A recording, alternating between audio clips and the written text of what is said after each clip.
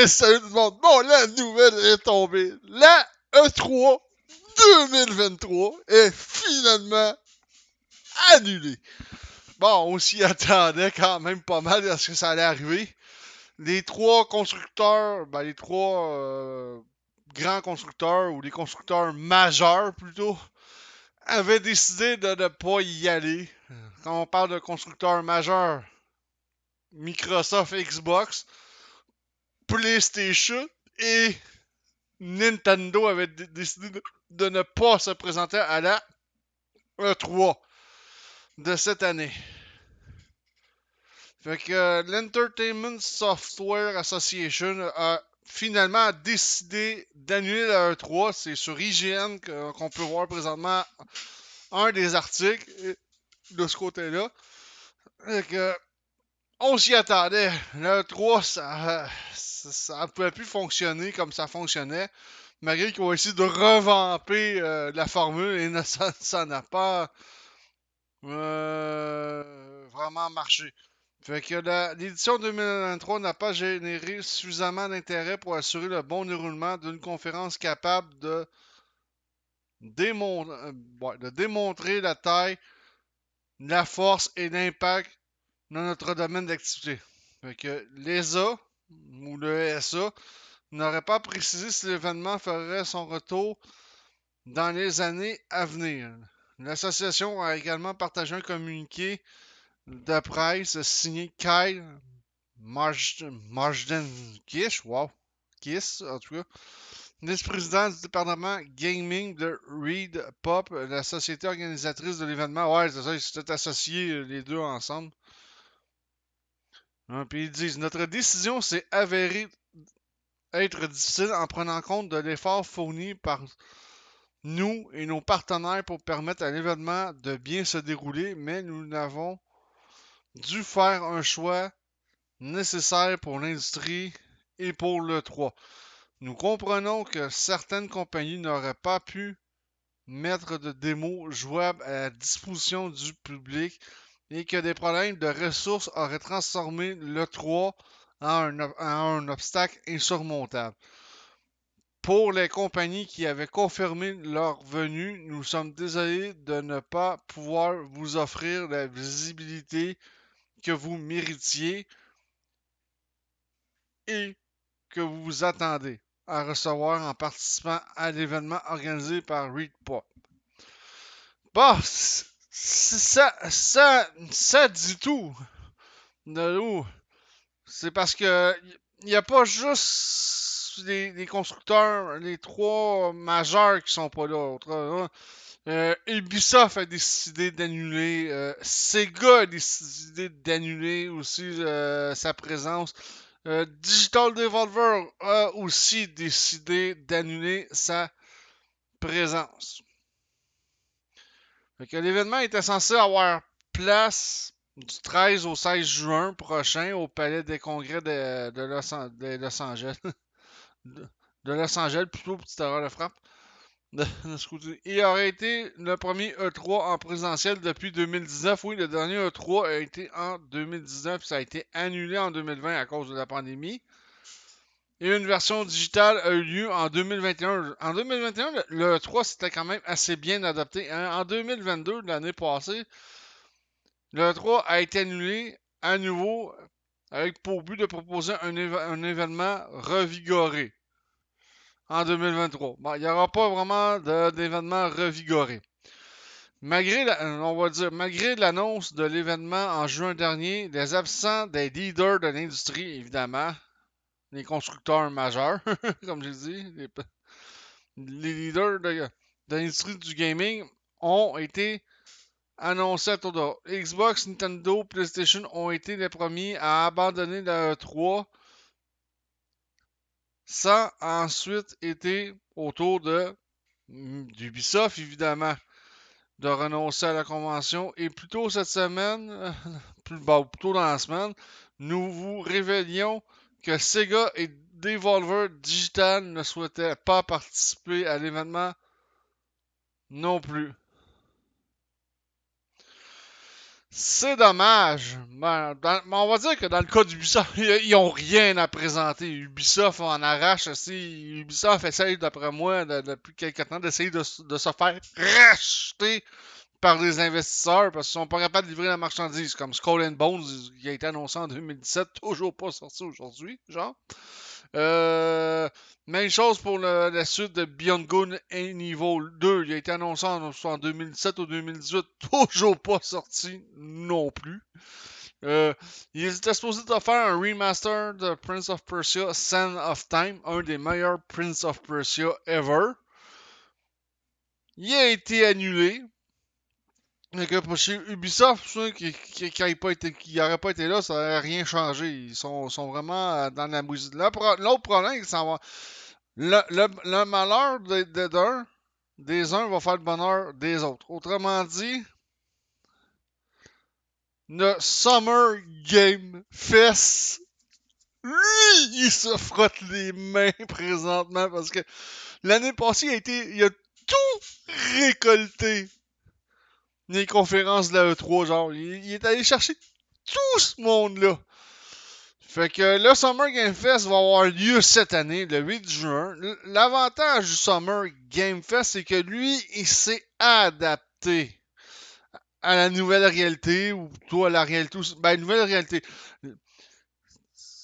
Depuis la pandémie, il y a de nouvelles réalités, de nouvelles façons de faire. Ce que le Summer Game Fest, lui, a fait pour s'adapter, c'est que c'est des conférences en streaming qui présentent de ce côté-là. C'est vraiment des conférences en streaming. Fait que le streaming a vraiment changé, d'après moi, la donne de faire des conférences côté jeux vidéo. Tandis que la E3, il fallait que tu payes un stand, ou un stand. Puis ça coûte extrêmement cher aux compagnies de louer un stand sur place au E3. En plus qu'il faut héberger le monde. En plus des héberger, il faut que le monde mange, etc. La facture, elle est vraiment très très salée de ce côté-là. Tandis que le Summer Game Fest, comme ici sur Xbox Season, avec le, avec le COVID, nombreux sont les éditeurs à avoir adapté leur calendrier en trouvant parfois d'autres formules que celles de réserver un stand coûteux et à mettre en place. Avec des conférences enregistrées et diffusées en streaming à travers le monde, il est certain que l'effort financier moins important a dû peser dans la balance, quitte à se passer de feedback en direct avec des journalistes comme à l'époque. Exactement.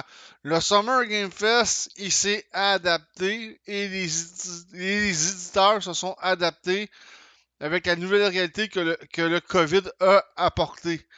C'est sûr que faire des conférences en streaming coûte beaucoup moins cher. C'est sûr que t'as pas l'aspect. C'est sûr que l'aspect du public manque. D'avoir du public dans ta salle, c'est sûr que ça manque. D'être en direct avec un public de ce côté-là.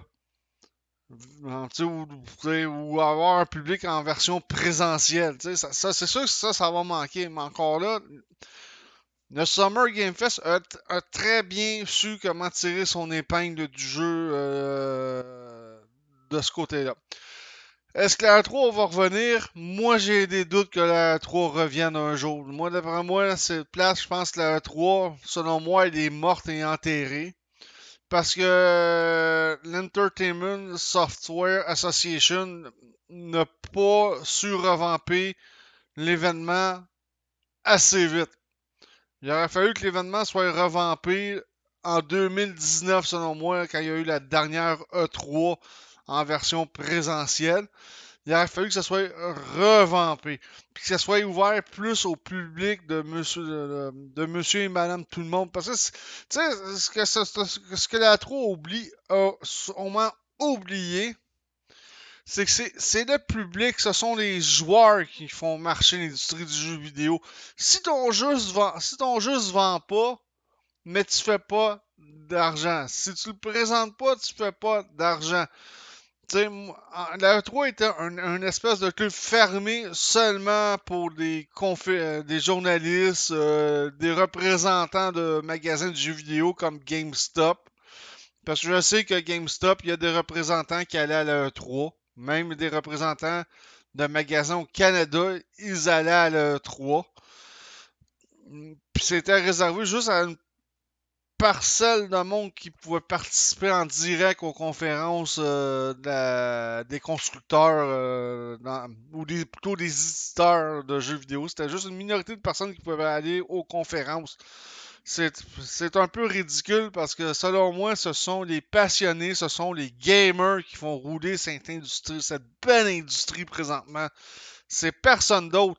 Parce que sans les gamers, l'industrie du jeu vidéo, elle connaîtra pas, elle n'aurait pas le succès qu'elle connaît, selon moi, présentement, de ce côté-là.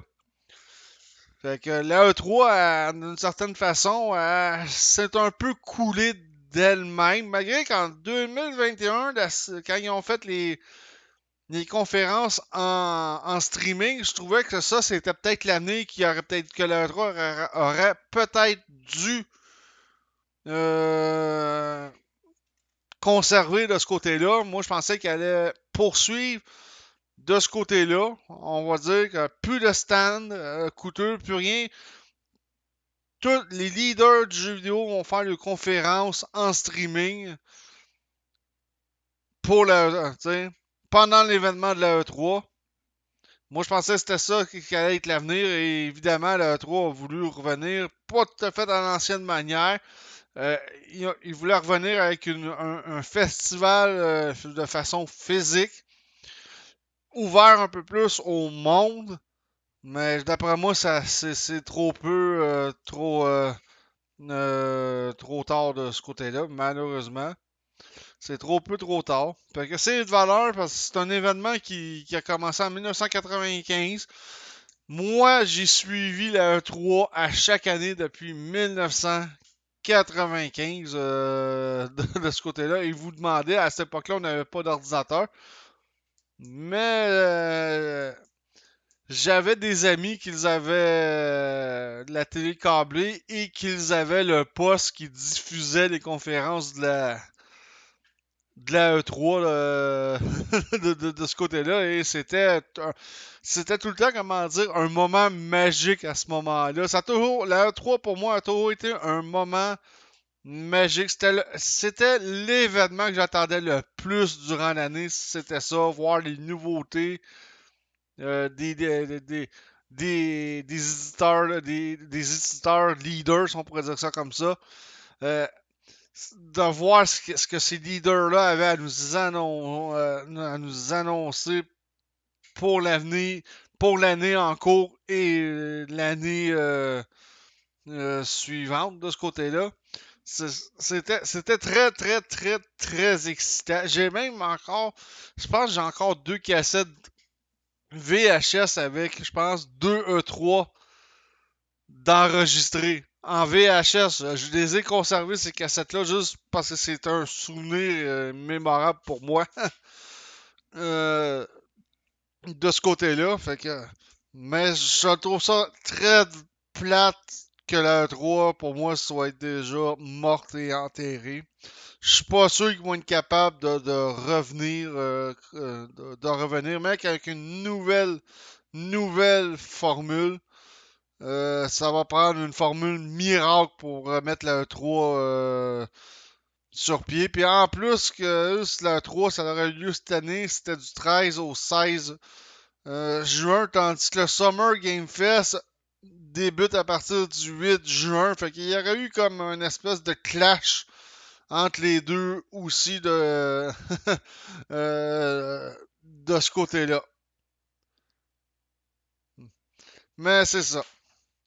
Fait que portons un toast à la 3 finalement qui est morte.